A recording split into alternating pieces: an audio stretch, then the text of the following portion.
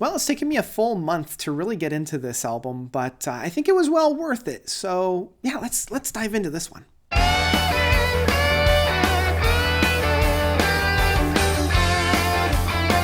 Masters of Illusion by Magenta. So Magenta is they're kind of labeled as being a neo-prog band from the United Kingdom. I would actually say they've shifted their focus and embraced more of a symphonic retro prog outfit, very similar to bands such as like Transatlantic or Spock's Beard, emulating the styles of prog from yesteryear that a lot of bands like the Flower Kings are doing currently.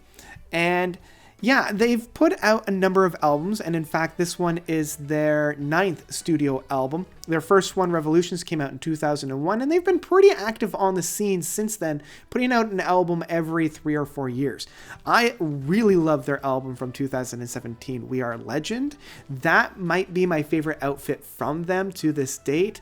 I love the structure, I love the sounds, it had beautiful build-ups and great payoffs, so the bar was set pretty high for Masters of Illusion, and I have to be perfectly honest. When I first listened to this album, I wasn't all that excited about what I was hearing, and that's part of the reason why it's taken me so long to get to this review. I don't know, there was a lot of times where I was sitting there thinking, okay, but what's the point? Like, I've heard everything that's on this thousands of times by this point. Like, they're not doing anything new, they're not doing anything extravagant or exciting, they're just kind of here. And yeah, but as I mentioned, it did take me quite a bit, because even though it didn't connect with me right away, I still found myself coming back to this album time and time again. So let's get into a little bit, because there's a lot to kind of deconstruct and unpack within this particular piece. First, I will say that each of the songs have grown on me to a point where I've really been digging this album.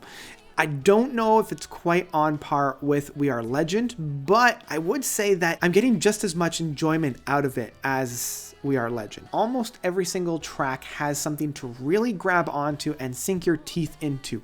Outside of maybe the first 2 tracks of Bella and A Gift from God, each track, either within their chorus or something within the bridges and playouts that they orchestrate, gives me something to really gush about. Christina Booth does a brilliant job of using her voice in such a heart-melting style. It's so crisp and so clear.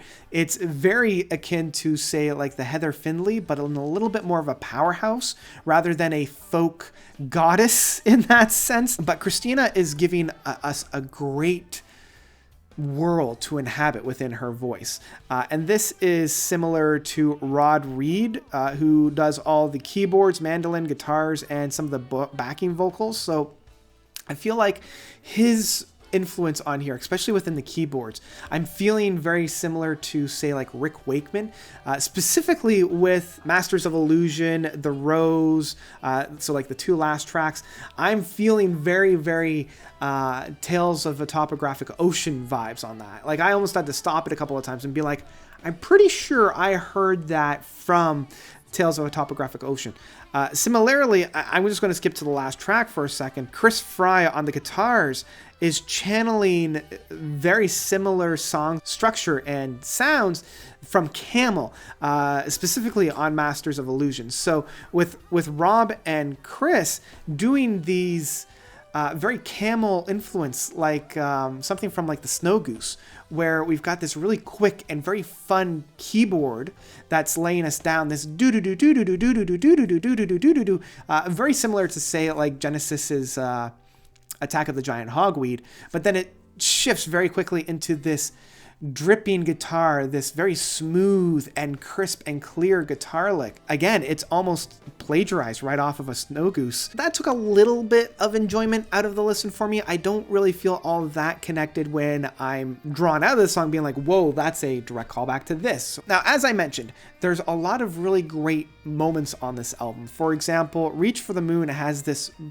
gushingly brilliant piece where it's It's cold in your shadow. And luckily they revised that at the end. And I mean, this is something that most tracks on this album do, where it's like, here's the main hook, we're going to go for a walk, and then here's that main hook again, and then we're off. But yeah, Reach for the Moon is my favorite track off of this album because of that brilliant hook that we have within that chorus work. It's just so good. Yum, yum, yum, yum, yum.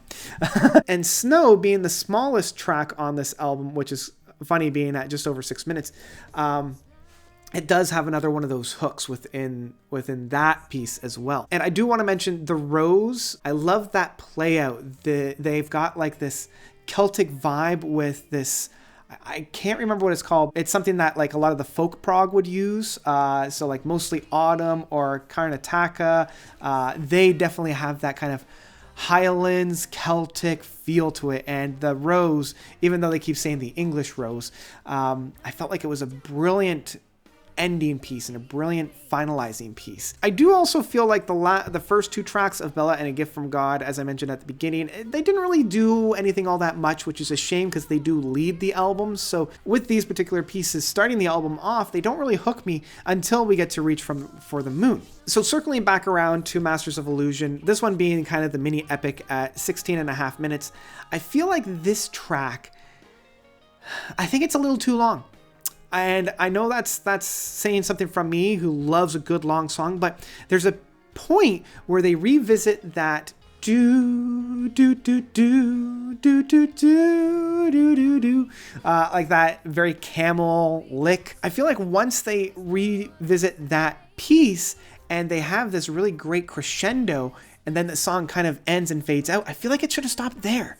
But it continues on for another 3 or 4 minutes, and I don't know why. We do have a number of guest appearances, and John Mitchell's the biggest one, and he appears on the second track of A Gift from God, providing some backup vocals. He does a standout work. I mean, he already released The Lonely Robot's latest endeavor, Feelings Are Good.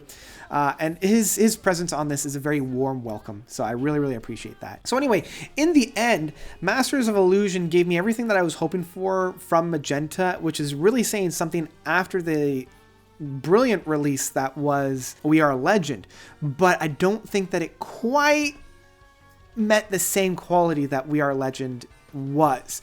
Now, it still gave me a great time, and one that I will obviously be revisiting throughout the rest of the year, but I did want a little bit more. I did think that the album could have been a little bit more tight, but I'm not going to complain with what we found. So yeah, in that respects, this was one that I would pick up in physical format for sure. It gets the note seal of approval. I think it's fantastic. It's another great addition to the overall Magenta library and to the progressive rock scene this year. So what did you guys think of Masters of Illusion by Magenta? Did you love it? Did you hate it? Whatever you thought, let me know by commenting down below. Thank you guys so much for watching. As always, you guys are definitely the best. And until next time, notes out.